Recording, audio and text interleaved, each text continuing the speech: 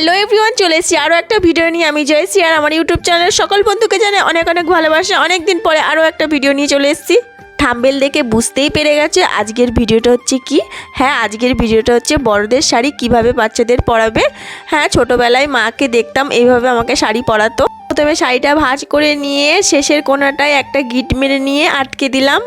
তারপরে যেরমভাবে নর্মাল শাড়ি পরে সেরমভাবেই গুজে পেছন দিকটা ঘুরিয়ে নিয়ে এসে সামনের দিকে গুজিয়ে নিয়ে আঁচলটা সেট করার জন্য আঁচলের যে লম্বা দিকটা ওই দিকটা ভাঁজ করে যেরকম আঁচল করে সেরকমভাবেই আঁচলের পিনটা করে আমার মেয়ের হাতে ধরিয়ে দিলাম।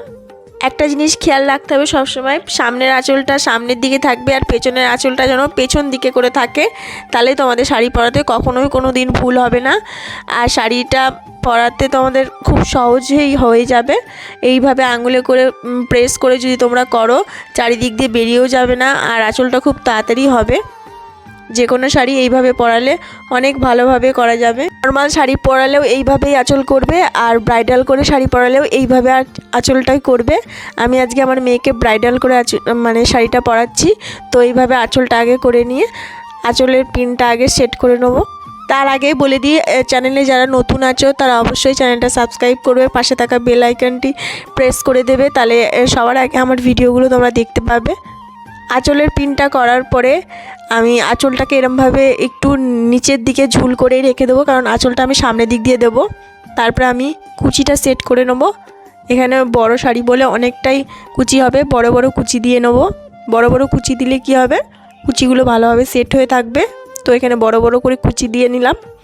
কুচিটা দেওয়ার পরে কুচির মাথায় একটা সেফটি পিন দিয়ে দেবো, যাতে কুচিগুলো ভালোভাবে সেট হয়ে থাকে, একটার থেকে আরেকটা যাতে বেরিয়ে না যায়।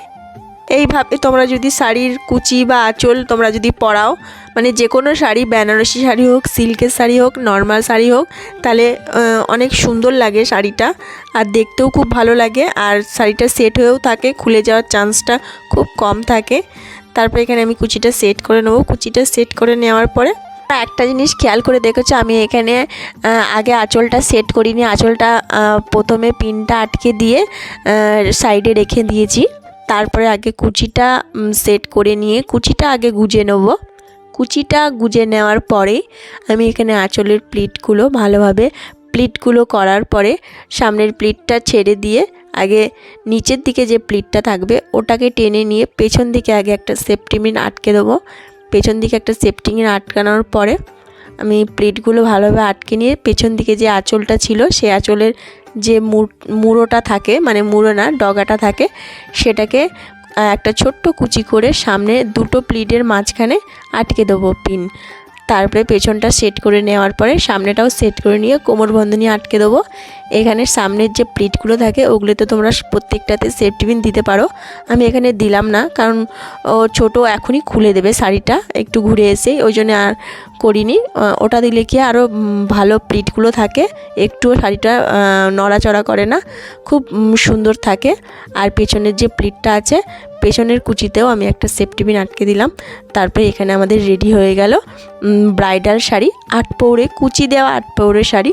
কেমন লাগলো ভিডিওটা অবশ্যই কমেন্টে জানিও। ভিডিওটা আজকের মতো শেষ করছি। Tata, bye bye.